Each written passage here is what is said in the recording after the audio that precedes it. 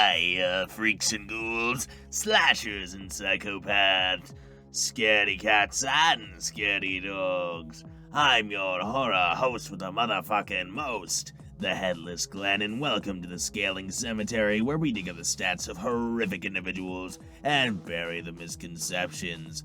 Like in the last video, this is also kind of an episode of Graveyard Grumblings, but who the hell cares? Nobody watches this shit anyway. In my last video, we covered why an obscure version of Remake Jason would mop the floor with composite Michael Myers, mostly through just pure hacks. In this video, I'll be covering another obscure version of Jason from a game I and my rat are quite fond of. Given how fucking lazy I am and the fact that HorrorClicks falls under his jurisdiction on this channel, I'm turning the video over to the rat.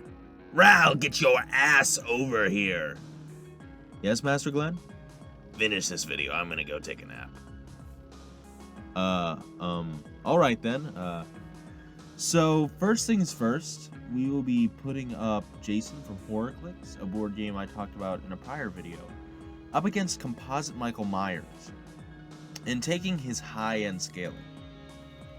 This will include some wink, but that is just so you can get an idea of how broken HorrorClicks Jason is. Michael Myers in Dead by Daylight is able to move around in the entity, which is stated to be timeless or without time, thus granting Michael Myers speed so fast he can move in such a location, giving him inaccessible speed. As for attack potency, he really lacks feats, to my knowledge, that would put him above wall level, though he does have a durability feat in one of the spin-off Thorn timeline novels of surviving a building exploding. Unlike most characters, given at least this version of Michael has never fought characters on par with him, it is likely this building level scaling wouldn't scale to his attack potency, but let's just go ahead and say it does. Let's also give him the ability to cause bad things to happen, aka probability manipulation, similar to what he does in the novelization of the first film. Also, let's say Michael is the incarnation of evil, more than just a man, but literally the conceptualization of evil itself, and say that he is tied directly to its concept. Let's also say the entity would resurrect him if he dies, like it does to the survivors. Also, let's give him some various hacks that Dead by Daylight gives, such as fear manipulation and stamina drain. Pretty stacked, huh? Well, let's get into HorrorClicks Jason. Jason from HorrorClicks, given he is a +1 monster, is considered a more powerful monster, and thus should scale above lesser or +0 monsters. This would include Carnagebot, who can destroy most of a shopping mall in a short amount of time, and the 50-foot ex-girlfriend, who can move at movement speeds comparable to that of vampires in the game, which includes the Blood Vamp, who can outrun pistol fire. This would give 50-foot ex-girlfriend a kinetic energy that is about 4.4 times 10 to the 9th joules, or building level. We can actually get a higher kinetic energy value using the Shogun, which is said to be vaster than a train, and comes out to having an energy output of about 1.8 times 10 to the 11th joules, or city block level.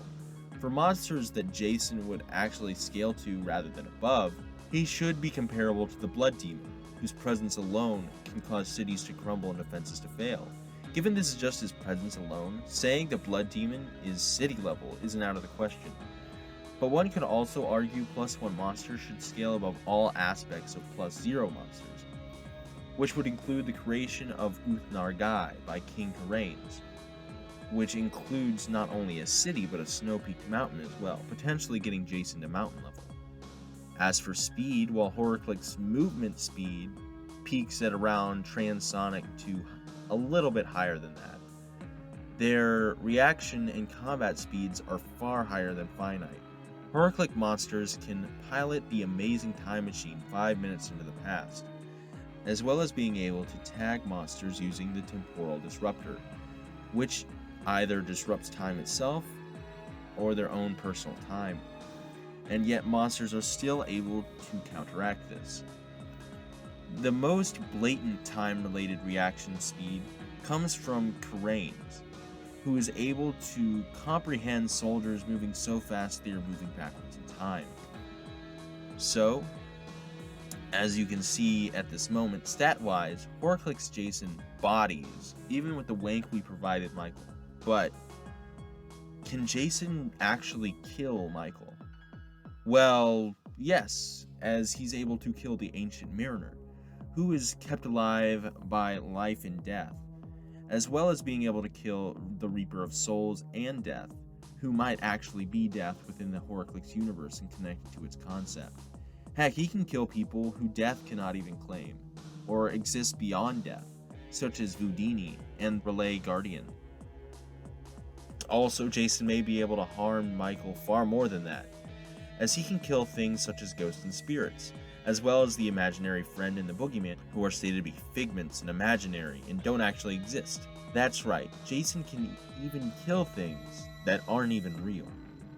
As for Michael's hacks being impressive, they won't be much of a factor given Jason has better ones.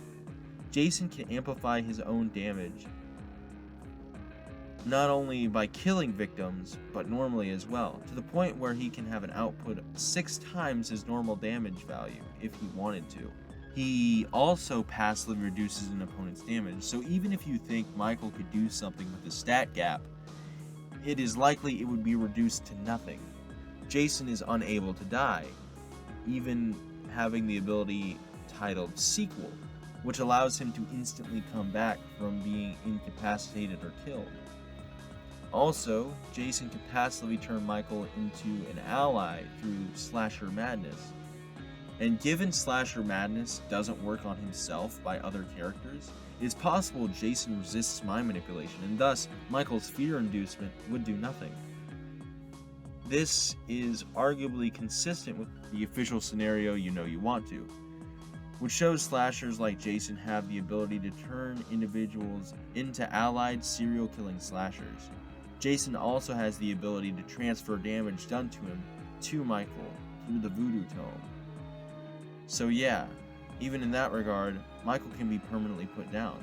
Michael doesn't really have a chance against Horcrux Jason, just like he doesn't have a chance against Fight Club Jason. Master Glen's next video will either be covering the strengths of Michael Myers, because he actually does prefer Michael over most versions of Jason, or Mortal Kombat Jason, and why Mortal Kombat Jason would destroy composite Michael Myers. You finished the video. Good. Now, get the fuck out of here. And to all of you, say frosty you fucks and like and subscribe if you're here still. I hope you enjoy the next videos.